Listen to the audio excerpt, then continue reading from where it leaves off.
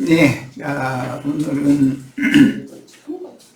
계시록 10장 말씀을 이어나가도록 할 건데, 시간이 한 4, 5일 지난 다음에 지금 이어서 하니까 일단은 10장 1절에서 7절을 전체적인 그 흐름을 위해서 성경을 읽고 시작하겠습니다.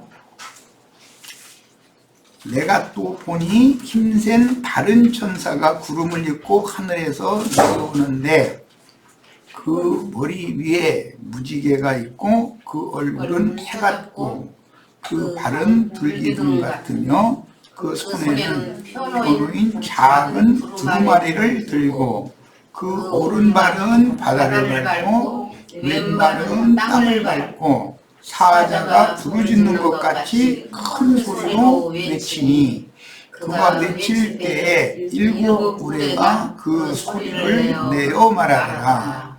일곱 우레가 말할 때에 내가 기록하려고 하다가 곧 들으니 하늘에서 소리가 나서 말하기를 일곱 우레가 말하는 것을 인봉하고 기록하지 말라 하더라.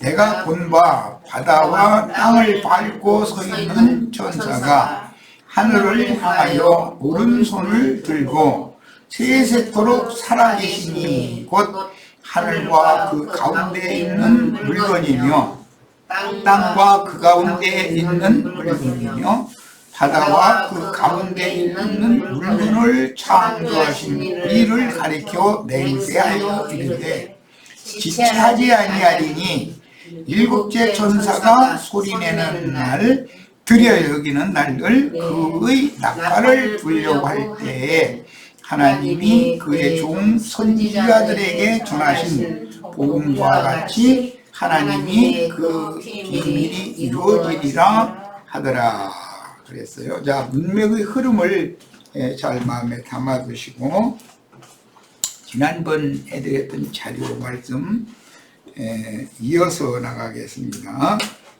계시록 12장 12절부터 봅니다.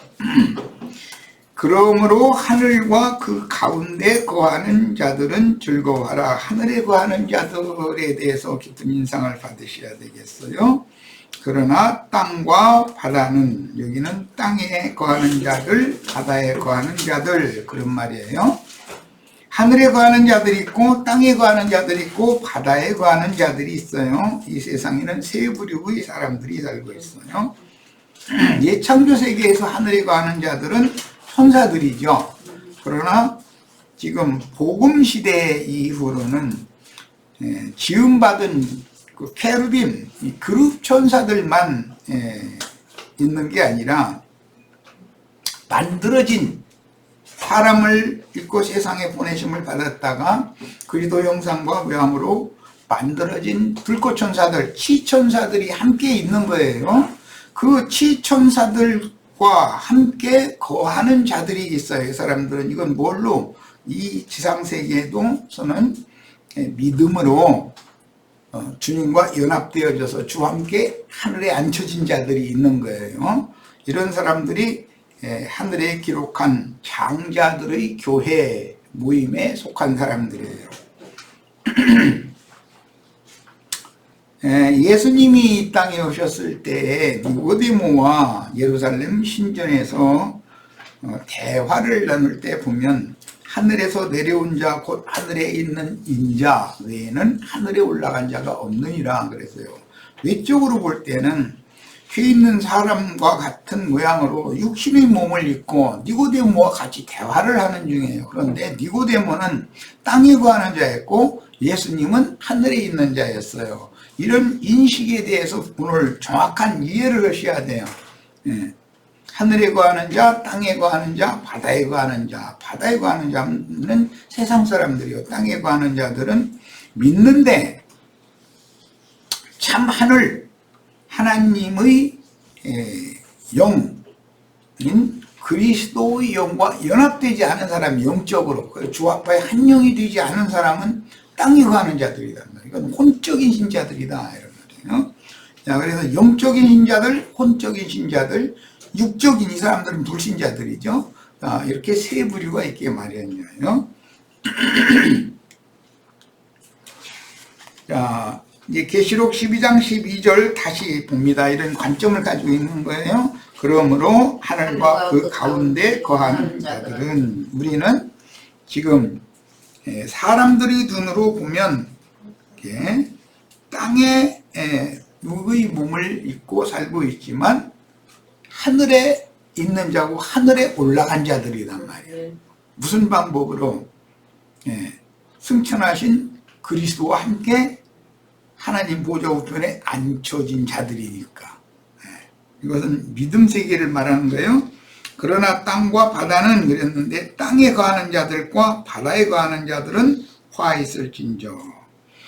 이는 왜 화가 있는가? 이는 마귀가 자기의 때가 얼마 못된 줄을 이렇게 번역을 했는데, 얼마 남지 않은 줄을, 마귀 때가 얼마 남지 않은 것을 마귀는 안다는 거예요. 때와 기한. 귀신들도 아직 우리 때가 이르기 전에 왜 오셔서 우리를 이렇게 괴롭힙니까? 이러잖아요. 그러니까 영의 세계에서는 자신들이 무저갱에 또 심판에 던져질 때를 알고 있단 말이에요. 근데 우리 인간들은 자신이 언제 죽을지, 죽을 날 아는 사람 없고, 하나님의 경륜적인 집행으로 이방인의 충만함이 차서 이방인의 때가 언제 종결되고 이스라엘 12지파가 인침을 받은 새 시대가 언제 올지 우리는 모르잖아요 지금. 자, 때가 얼마 못된 줄을, 이 말은 얼마 남지 않은 줄을 이 말이에요. 알므로 크게 분내요. 마귀가 자기가 권세를 부릴 때는 분낼 필요가 없었는데 이제는 막 크게 분을 낸다는 거예요. 자기 무적갱에 넣고 잠가버릴 때가 얼마 남지 않았다 하니까 급하니까 막 일을 마치려고 서둔다, 이런 말이겠죠 당연히. 이게 말하자면 지옥으로 끌고 갈 자들의 수를 빨리 채우려고 이렇게 노력한다 그 말이죠. 너희에게 내려갔습니다 하더라. 그러면 너희에게 내려갔다라는 말을 보면 하늘에 거하는 자들이 아니고 땅에 거하는 자들과 바다에 거하는 자들에게 내려갔다는 말이겠죠. 네. 자, 계시록 13장 6절도 또 봅니다. 짐승이 입을 벌려 하나님을 향하여 회방하되, 이것은 무저갱에서 올라온 황충군대와 함께 올라온 짐승이에요. 이건 13장에, 이제 13장은 바다에서 올라오는 짐승, 땅에서 올라오는 짐승, 두 짐승이 있는데 그 모든 짐승들을 대표하는 짐승을 말하는 거예요. 그의 이름과 하나님의 이름을 말한 거예요. 하나님을 회방하되, 그러니까 그의 이름 하면 하나님의 이름과 그의 장막, 하나님의 장막, 곧 하늘에 거하는 자들을 회방하더라 그랬어요. 하늘에 거하는 자들이 곧 하나님의 장막에 거하는 자들이 하나님의 장막이다 이 말이죠. 우리는 하나님의 장막이에요. 하나님은 말씀을 말하는 건데 그 영의 말씀이에요. 그 영의 말씀이, 그리스도의 말씀이 우리 속에 지금 거하고 있는 중이단 말이에요. 하나님이 거하고 있는 사람은 하늘에 거하는 자들이에요. 하나님은 우리 안에, 우리는 주 안에 이렇게 상호 거처를 삼은 사람들이, 이것이 확실하게 믿어져야 돼요. 이게 이제 영으로 깨달아져야 되는 문제죠. 이 문제는. 자, 하늘의 하나님은 곧 하늘에 거하는 자들의 구원자이며 땅과 바다에는 화가 있다 그랬는데, 땅에 거하는 자들은 오늘날 말하자면 기독교인들이고 바다에 거하는 자들은 세속 사람들이에요. 자, 우리는 아브라함의 후사들을 위하여 하늘에 하나님이 준비하신 한 성, 이 한 성에 이른 자들이란 말이에요. 이 하늘에 기록한 장자들의 교회라는 거예요. 그런데 어떤 사람들은 그 이름이 흙에 기록되는 사람들이 있단 말이야. 그러면 흙에 기록이 되면은 종신토록 뱀이 그 흙을 먹는다고 했으니까 뱀밥이 될 거고, 하늘에 기록된 자들은 예수님이 사마리아 여인을 먹은 것처럼 그렇게 먹은 거고 서로 이렇게 먹는 이야기로도 비유를 했어요. 자, 마지막 한 일에 곧 짐승 때가 시작이 되고 영원한 복음을 대원하던 두 증인의 죽음으로 마지막 한 일의 전반부 전상면 반이 종결되고 두 증인의 부활과 승천으로 후 3년 반의 짐승 때가 이어지기 때문에 마지막 한 일에는 전반부가 있고 후반부가 있다는 거 아셔야 되겠고, 그것은 증표가 뭐냐, 두 증인들이 하나님 말씀과 저희 가진 증거를 인하여 목배임을 받아서 큰 손길에 장사도 되지 않고 버려졌다가 음부에 내려갈 필요가 없는 그때 이제 부활 때가 된 거예요. 마지막 한 일에 하늘이 하나님께로부터 데려감을 받으면 이제 전반부 한 일의 전반부가 끝났고 이제는 후반부 짐승들을 통해서 마귀가 아주 막 적극적으로 이제 전에도 없고 후에도 없는 큰 환란, 박해를 믿는 이들에게 쏟아붓는 그런 때로 이어진다. 이제 그런 말이에요. 자, 그래서 마지막 나팔을 불어야 할 증인들이 공개적으로 순교하여 빛들이 떠나갈 때 12지파에게는 하나님의 인이 쳐지기 시작한다. 때는 두 증인들이 증거하던 그 말씀이 이어서 증거하는 사람들을 이 세상에 두게 마련이고, 그들이 증거하는 말은 그때는 이제 그 요제를 드리는 걸 상징된 막 땅이 흔들리고 뭐 무덤이 열리고 막 이런 때단 말이야. 부활 때단 말이야. 그래서 이때는 이제 오순절이 이스라엘 12지파에게 실현이 되기 때문에 초실절이 이스라엘 12지파에게 또 실현이 되어지기 때문에 그때는 요제 제사가 실현되는 때단 말이야. 이것은 이스라엘 12지파의 입맞을 사람들의 마음에 큰 요동이 있게 마련이고, 그들 속에 하나님이 하늘을 가르고 그들 속에 임해가지고 생명의 빛을 비춰서 그들이 드디어 예수가 하나님인 사실, 자신들의 조상 대대로 믿던 그 여호와는 바로 예수다, 우주의 주인이 예수다라는 것이 믿어지기 시작한다는 거예요. 그럼 새 생명을 얻는 거예요. 그거로 또 이제 오순절이 이제 임하게 되면 세상 나라는 끝나고 메시아의 왕국이 세상에 이제 실현이 되는 거예요. 자, 이런 순서를 이해를 하셔야 되겠어요. 하나님의 의가 충만한 그리스도의 왕국 출현을 위한 세상 심판과 남은 자의 구원이 시작되며, 오는 새 세상에 남을 자들을 통해서 예루살렘에서부터 어린 양의 장막이 세워지는 원인이 된 증인들의 순교는 오순절이 영적으로 재현되는 것으로 연결이 된다. 초실절이 이루어지면 당연히 이제 오순절이 성취가 되니까, 오순절이 이루어지면 세상 나라는 끝나고 메시아의 나라, 그 그리스도의 나라가 이제 지상세계에 펼쳐지기 시작한 거예요. 이런 것이 하나님의 경륜입니다. 그 오순절 때에는 우리 형제 자매님들이 온전케 된 의인의 영들로서 구름 천사들이 되고 이제 그 불꽃 천사들이 되어져서 그 영이신 진리와 생명의 말씀이신 주님을 모시고 오는 새 세상에서 12 입맞은 이스라엘 제사장들과 함께하고 그들을 통해서 남은 세상, 오는 세상에 남은 사람들에게 전도를 해서 사람들을 모아서 교회 모임을 새로 시작한단 말이에요. 그러면 이제 세상이 새롭게 되는 거예요, 이제. 그럼 이방인의 교회가 아니라 이게 회복된 이스라엘 12지파에게 맡겨지는 교회단 말이에요, 그때는. 이것이 하나님의 경륜이다 하는 거예요.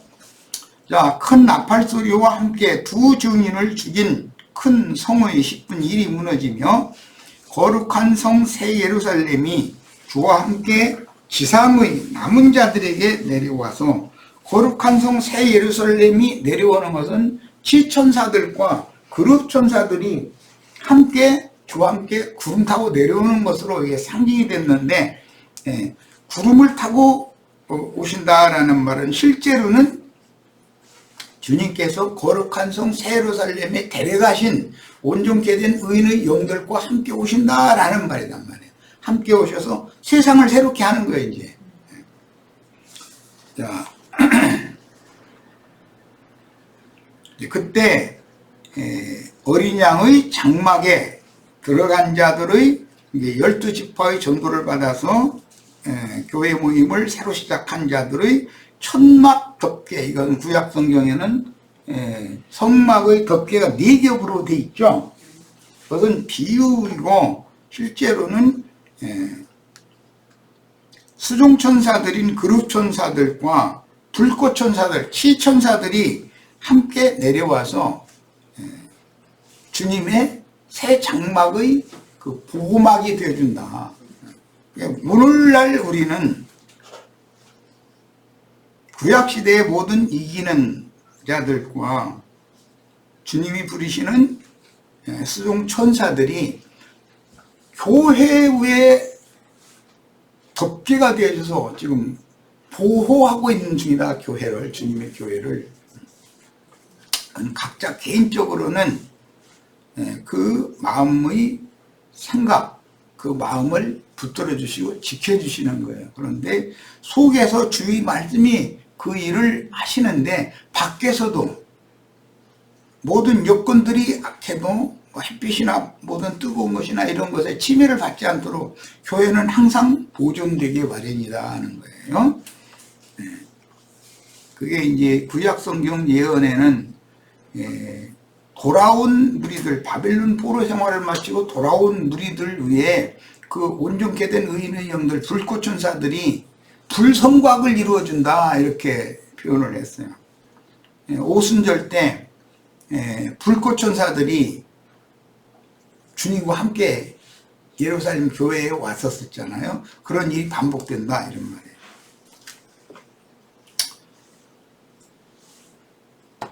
자, 7째 천사가 불어야 하는 그 나팔 내용인 7 대접 심판에 관한 천둥병력 같은 하늘의 소리를 기록하지 말라고 명하신 것은, 이 하늘의 소리는 구약 성경에서는 지성소의 두 그룹 사이에서 대제사장에게 들려줬던 말씀이죠.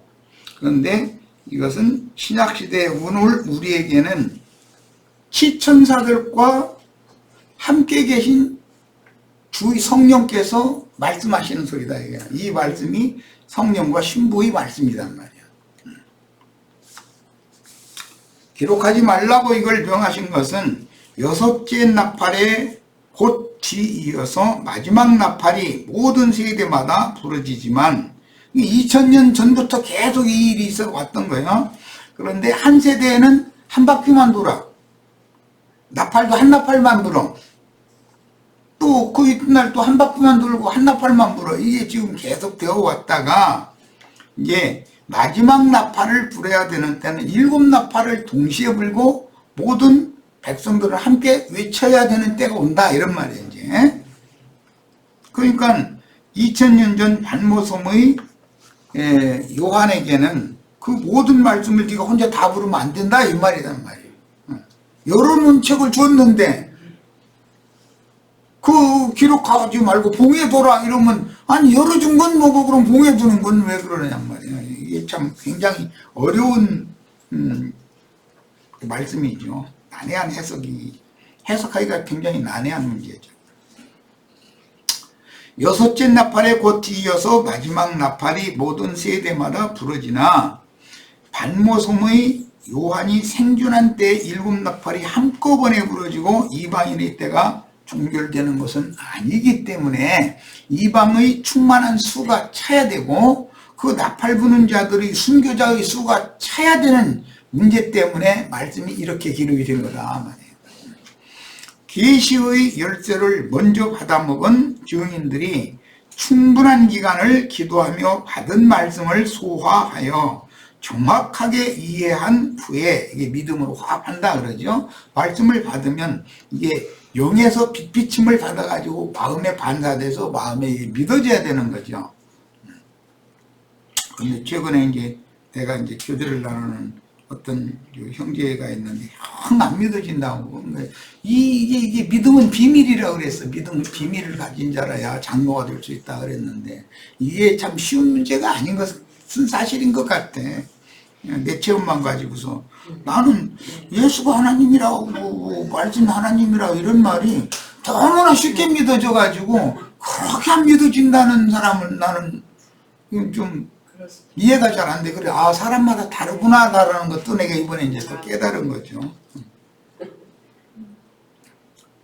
다시 나아가서 인류에게 예언하면 즉시로 그 말씀이 완성되는 것이 아니며 이방인의 충만함이 차기까지는 큰 나팔 소리를 내지 않고, 그래서 예수님이 땅에 오셨을 때 처음 말씀을 증거할 때는 들리게도 하지 말라. 내가 증거한 말을 너희가 가서 나팔을 불어라 라고 하지 않았단 말이야. 그러나 이제 나중에 사도들을 통해서 너희는 가서 나팔을 또 불어라 그랬단 말이야. 그러니까 이런 것이 하나님이 하시는 복음 전파의 방식이다. 사도들과 증인들은 지난 이방인의 때 전 기간에 모든 세대마다 로마교와 개신교의 신학 교리와 싸우며 충성스럽게 그 사역을 수행하여 이방인이 충만한 수를 채우려고 순교하였으며 하나님만 아시는 그 년, 월, 일, 시가 이름에 전쟁 수칙대로 헤렘 율법이라고 그러죠. 하람, 헤렘, 이거 반복된 용어예요. 하나님의 말씀과 저에게 맡긴 예수에 대한 증거로 목배임을 받아 순교자의 수를 채웠습니다. 이 헤렘 율법이라는 건 가나안 땅 정복 전쟁, 전쟁을 하는 전쟁 수칙인 거예요. 전쟁 수칙에서 제일 중요한 것은 정탐들과 그 집에 있는 자들은 다 살려놔두고 나머지는 싹 죽이되, 불을 통과해도 남을 만한 것, 이게 금은 동철 이제 이런 것들은 모두 하나님의 곳간에 갖다 하나님 것으로 드려야 된다 이 말이야. 그런데 불살라질 것은 뭐 그냥 불살라버리면 그걸로 끝나는 거죠. 이것이 고린도전서 3장에서 그 말씀이 재명이 됐어요. 주님이 오실 때 마지막 때에는 큰 나팔 소리와 함께 불로 시험을 할 건데 나무와 풀과 짚은 다 살라져 버릴 것이고 금과 은과 보석은 그대로 보존이 된다. 금과 은과 보석은 구원 얻은 속사람을 말하는 것이고 나무와 풀과 짚이라는 건 겉사람이다.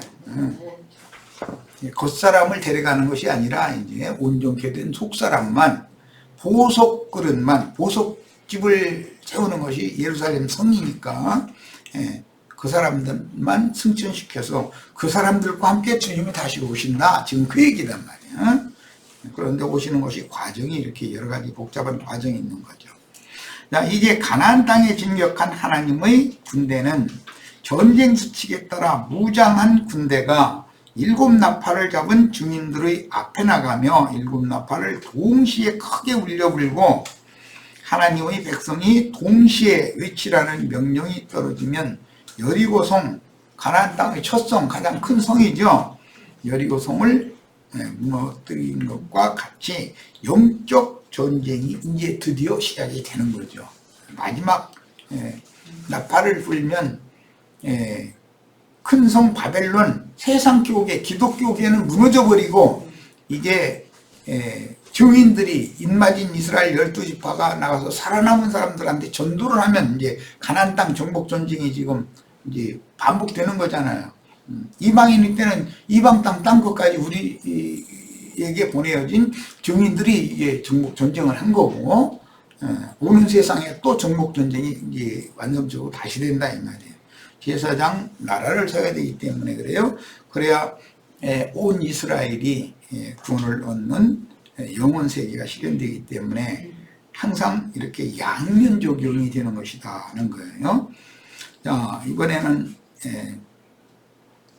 열린 말씀을 가지고 와서 요한에게 받아 먹으라고 하신 그 사자가 부르짖는 것 같이 큰 소리로 외친 그 음성을 듣고 그 말씀을 기록을 해서 후대에 남겨주려고 그랬더니 모하메더라 한 말씀이 지금 이게 해석하기가 굉장히 난해한 문제다라는 것을 지금 증거하려고 여호수아서 6장 1절로 21절을 읽어봅니다. 그러면 이 말씀의 의미를 이해할 수가 있기 때문에 그래요.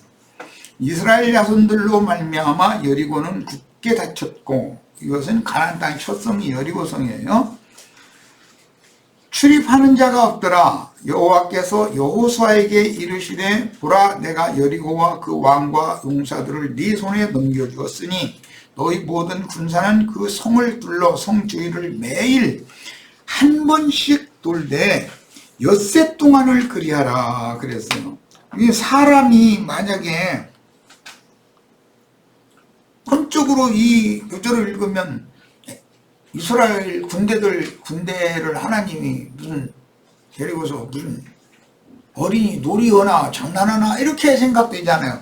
어제 우리 사사기 이제 마쳤는데 혼적으로 이해를 하면은 그 전부 애들 장난하는 것 같잖아요. 어린이 동화책 같고.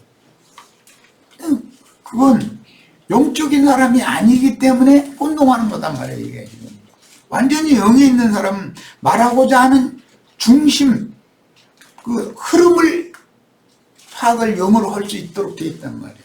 지각을 사용할 줄 알기 때문에. 여리고성으로 상징된 세속교계의 주의를 엿새 동안 매일 한 번씩 도우는 기간은 이방인의 충만함이 차는 기간이요, 예수님이 땅에 오셔서 말씀을 전할 때도 큰 성 바벨론을 대표하는 뱀의 소굴이 된 에덴 동산의 중앙을 상징하는 게 예루살렘이잖아요. 거기에는 뱀들, 독사들이, 유대교 지도자들이 거기서 왕노릇 하고 있잖아요. 야, 그런데 주님께서는 예루살렘 지도자들에게 그들이 귀에 이 말씀이 들리게 하지 않는 거예요. 주님의 말씀은 안 들리게 만들어. 그들에게는 다 비밀의 말이에요. 알아듣지 못하는 말만 하게 하시는 거예요. 제자들만 알아듣게 하셔. 이게 비밀이라는 거예요. 그래서 들리게도 말고 울려서 외치지도 말고 호라는 이사야 선지자의 말씀을 주님이 실현을 먼저 했죠.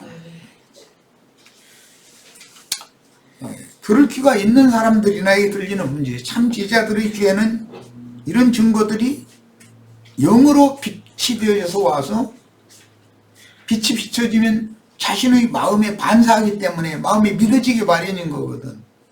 그런데 다른 교리에 세뇌당에 있는 사람들, 기독교계의 여러 가지 교리, 유대교의 그 많은 교파들마다 바리새파, 사두개파, 에센파 등등 많은 교파들이 있는데 그들마다 교리가 다 약간씩 달랐단 말이에요.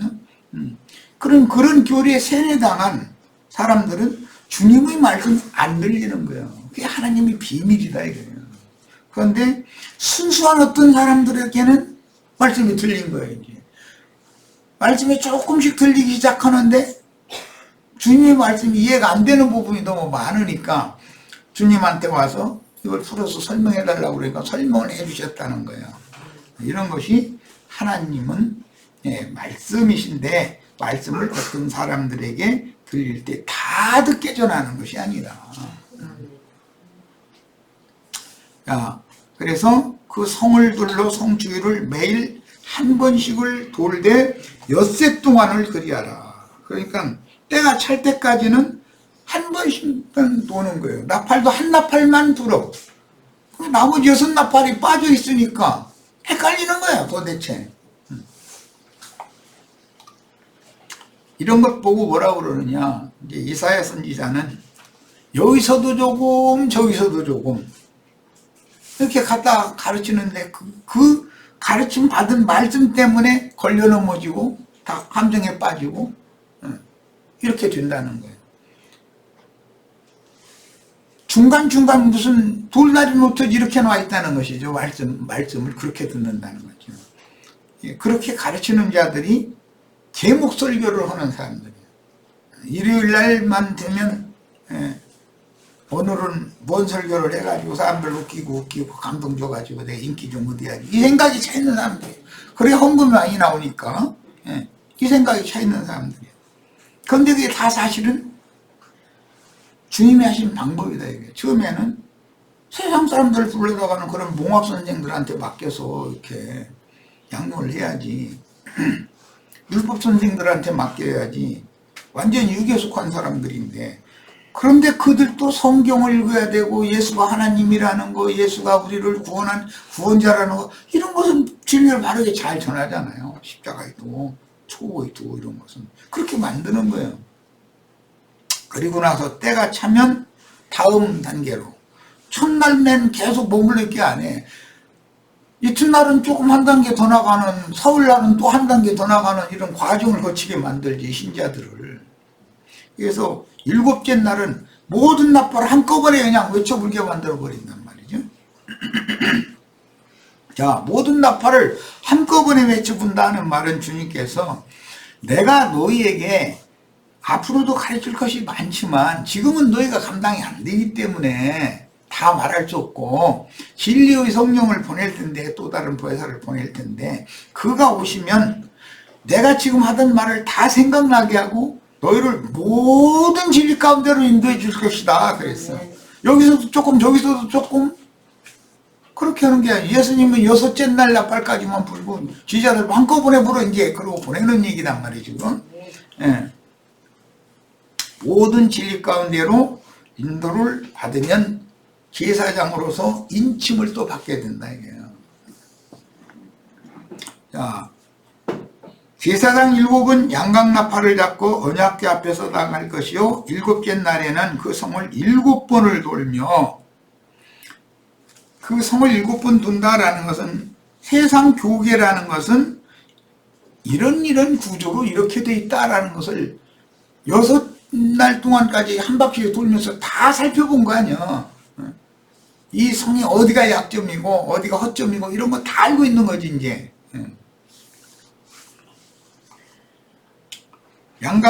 제사장 7은 양각나팔을 잡고 언약궤 앞에서 나아갈 것이요, 은나팔과 양각나팔은 지난번 설명했으니까 오늘 그냥 넘어갑니다.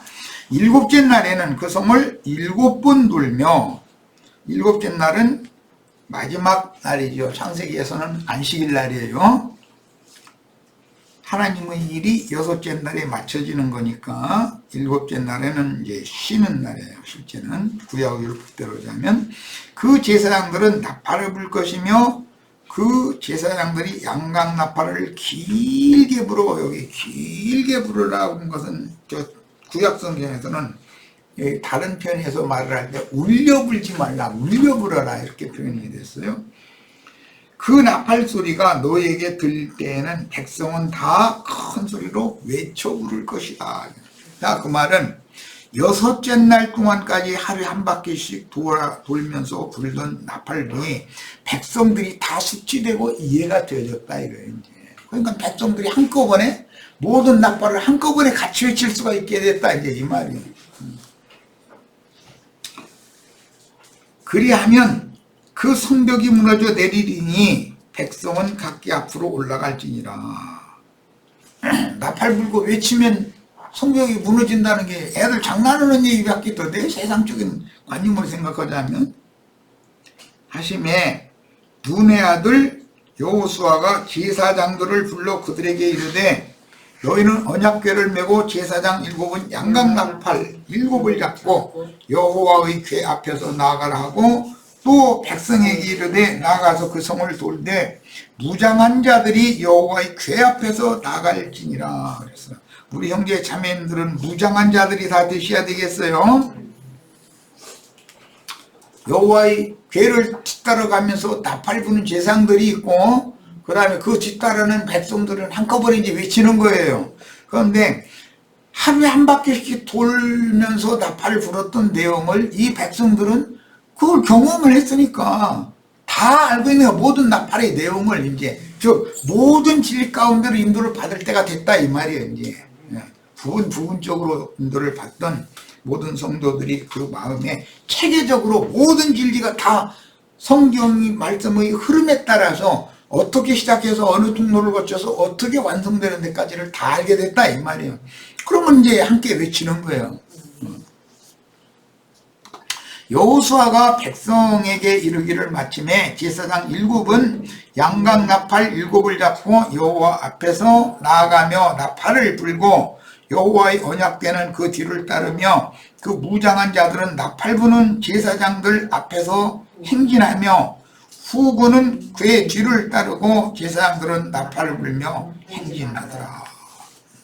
이것이 큰성 바벨론 계시록에서는 무너졌도다 큰성 바벨론이요 라는 것의 말씀을 이루기 위해서는 이런 과정을 거친다 이 말이야. 예수님이 오셨을 때 1차적으로 이루어진 것은 유대교 체계가 유대교라고 하는 종교 체제가 무너지고 주님의 교회가 새로 세워져서 새 시대가 시작이 된 거잖아요. 항상 어느 옛 것을 폐하고 새 것을 새로 세울 때는 이렇게 하는 거다 하는 거예요.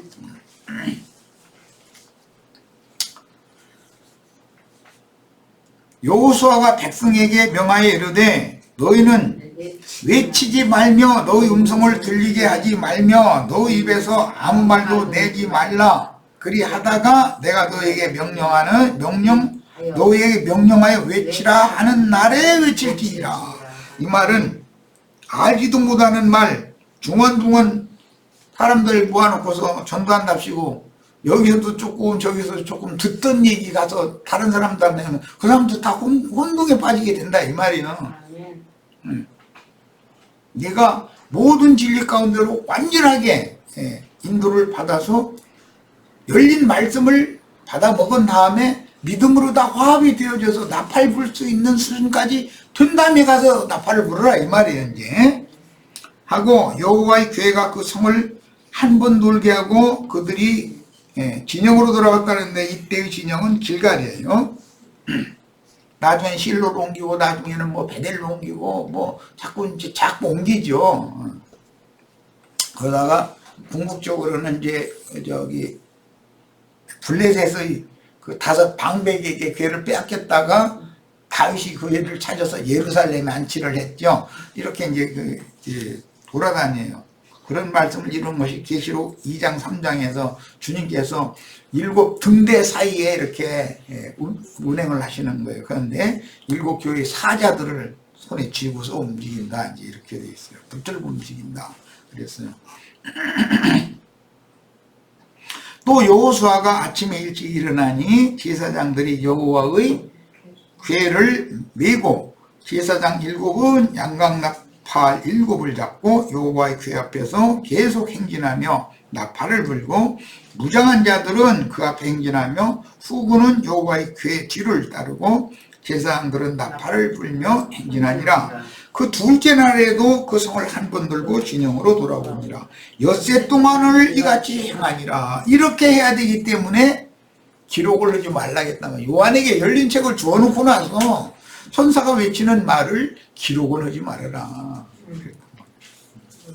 네가 할 목만 너는 해라 이 말이에요. 7째 날 새벽에 그들이 일찍이 일어나서 전과 같은 방식으로 그 성을 7번 도니 7째 날은 특별한 날이죠. 7번 한꺼번에 도는 날이니까 그 성을 7번 돌기는 그날 뿐이었더라. 7번째 제사장들이 나팔을 불 때 여호수아가 백성에게 이르되 외치라. 여호와께서 너에게 이 성을 주셨느니라. 이 성과 그 가운데 있는 모든 것은 여호와께 온전히 바치되, 온전히 바치는 건 금은 동찰이에요. 풀과 나무와 짚은 불살라 버리는 거예요.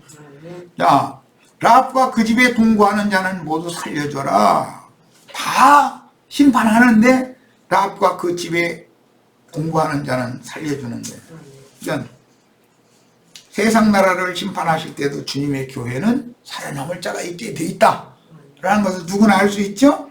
자, 그들은 정탐들에게 산물한 것이라도 대접한 자들이 마태복음 25장에서는 옥에 갇혔을 때, 헐벗었을 때, 배가 고플 때 타져와서 다 뭔가를 공개해 준 자들이다 그랬어요.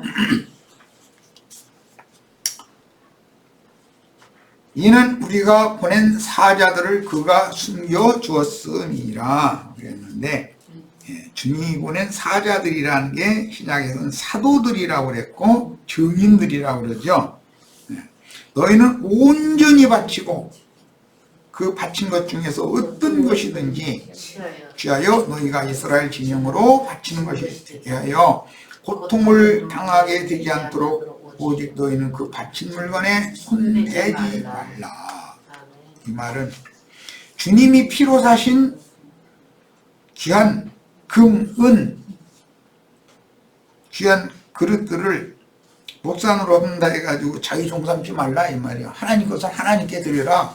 근데 왜 네 종 삼냐 이 말에 사실은 그 짓을 하려고 한 사람이 구약시대는 아간이었죠. 신약에는 아나니아와 삽비라였어요. 그러니까 목회를 해도 해림 율법을 알고 목회를 해야 돼. 사람을 얻으면 내 양을 삼고 내 종을 삼으면 안 되는 거죠. 그가 분명히 복음을 깨닫고 금그릇, 질그릇이 깨지고 금그릇, 은그릇, 귀한 그릇으로 속그릇이 지금 새로 만들어져 가는 사람이라 할지라도 내 양을 삼고 내 종을 삼으면 안 된다. 그리도 것이 되게 해야 된다. 종은 중매를 할 뿐이다 이 말이에요 지금. 이 온전히 바치는 것이라는 뜻은 헤렘율법이라는 말인데, 이스라엘의 가나안 땅 정복 전쟁 수칙은 개인의 마음 땅 정복과 증인들이 세상에 나가 땅끝까지 복음으로 정복하여 교회를 세우는 단체적인 양면 적용이 필요하다. 듣는 사람들은 각자 자신에게 이 말씀이 적용을 해야 믿어져야죠. 믿어진 사람들 나 혼자 믿었다 해서 하나님 뜻이 이루어지는 건 아니잖아요. 믿는 이들의 충만한 수가 또 채워져야 되는 얘기인 거니까. 그래서 항상 개인적인 면과 단체적인 면이 있다. 주님이 몸된 교회에는 우리는 각 지체들이고, 지체들이 서로 연락하고 상합해서 그리스도 몸으로 지금 세우는 것이란 말이에요. 이런 하나님의 뜻을 이해를 하셔야 돼. 아간의 범죄와 아이성 전투의 패배는 이스라엘 진영이 오히려 받쳐지게 됐잖아요. 심판을 받게 됐잖아요. 온전히 불사름을 당하는데 대표로 아간과 그 가족이 아골골짜기라고 하는 곳에 끌려가가지고 돌에 맞아 죽고, 그 다음에 산채로 땅이 입을 벌려 다 삼켜버렸다 그랬어요. 자, 19절 은, 금과 동철 기구들은 다 여호와께 구별될 것이니, 이건 속사람을 말하는 거예요. 그것을 여호와의 곳간에 드릴지니라. 이것이 전쟁 수칙이란 말이에요. 네가 훔쳐가지 말고 네 거 삼지 말고 여호와의 곳간에 드려라 이거예요. 이게 전쟁 수칙이에요. 가장 중요한 두 가지예요. 정탐들을 살려준 라합과 그 집에 동거하는 자들은 살려놔둬라. 죽이지 말고. 또 한 가지는 성에 있는 모든 것들을 다 멸하되 은금, 동철, 불을 통과할 수 있는 것들은 하나님의 곳간에다가 드려야지 네 집에 사사로이 가져가지 말아라. 이거예요. 이 하람 헤렘이라고 하는 이 헤렘 율법에 대해서 잘 이해를 하고 계셔야 돼요. 마지막 때 큰 시험인 불을 통과하고도 신앙의 공력이 남은 자들은 그런 사람들을 상징하는 게, 하나님의 집에는 금그릇과 은그릇과 여러 귀한 그릇들이 있게 마련이요. 그런 그릇들을 개인이 사사로이 자기가 저 사람 내가 전도했다 해가지고 내 양 삼으려고 하면 안 된다 이거예요. 그 사람을 그리스도께 중매를 해라 이 말이에요. 사람의 측량 곧 천사의 측량을 통과한 성도들이 되도록 잘 길러가지고 어린 양 신부 자격을 갖춘 신자들로 완전한 대로 나가는 가르침을 받은 장성한 자들이 되게 해서 그리스도의 신부가 되게 해야지 내 아내를 삼으면 안 된다 이 말이에요. 말하자면 목회자의 아내를 삼으면 안 되는 거죠. 노아의 때 왜 그런 홍수 심판이 왔어요? 하나님의 아들들이 사람의 딸들의 아름다움을 보고 자기가 좋아하는 모든 자를 다 자기 아내로 삼아버렸다는 거예요. 오늘날 기독교계가 이 해림율법에 대해서 너무 무지해. 보면 그럼 이런 얘기하면 해림율법 뭐 이렇게 중에 전도에서 우리 막 예배당 큰 예배당 세우고 많은 사람 모여서 할렐루야 아멘하고 하면 그게 목회 성공하는 거지. 이러고 앉았어. 그게 목회 성공하는 거예요? 주님이 성공을 하셔야지. 주님이 부자가 되셔야지. 내가 부자가 되면 뭐야 그게 도대체. 이에 백성은 외치고 제사장들은 나팔을 불매 백성이 나팔 소리를 들을 때 크게 소리질러 외치니 성벽이 무너져 내린지라. 백성이 각기 앞으로 나아가 그 성에 들어가서 그 성을 점령하고 그 성 안에 있는 모든 것을 온전히 바치되 남녀노소와 소와 양과 나귀를 칼날로 멸하니라. 금은 이 귀한 것들을 불을 통과해도 남는 것들은 하나님께 온전히 바쳤어요. 하나님 것으로.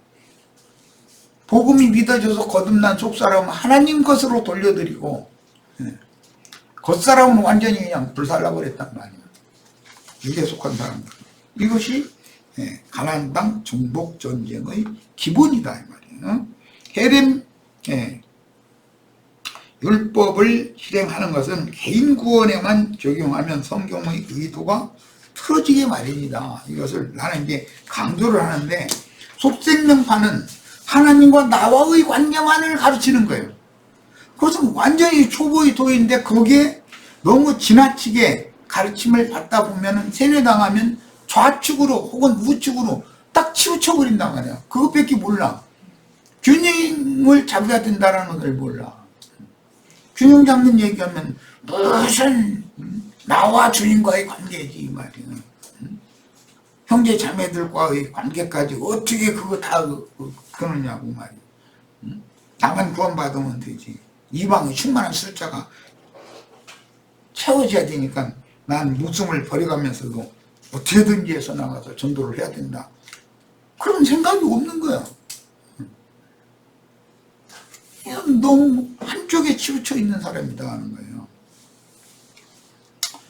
큰 음료의 성을 점령할 때 불같은 시험을 통과하고도 공족이 남은 은금 동철 기구들은 그리스도의 것으로 온전히 바친 어린 양의 신부가 되며 그 성에 남은 남녀노소 우양과 나귀들은 세속교계의 거짓 교리를 끝까지 붙잡고 아무리 전도를 해도 나팔을 아무리 불어도 끝내 회개하지 않는 쭉정이들이다. 이게 쭉정이들. 쭉정이들과 가라지들은 다른 거예요.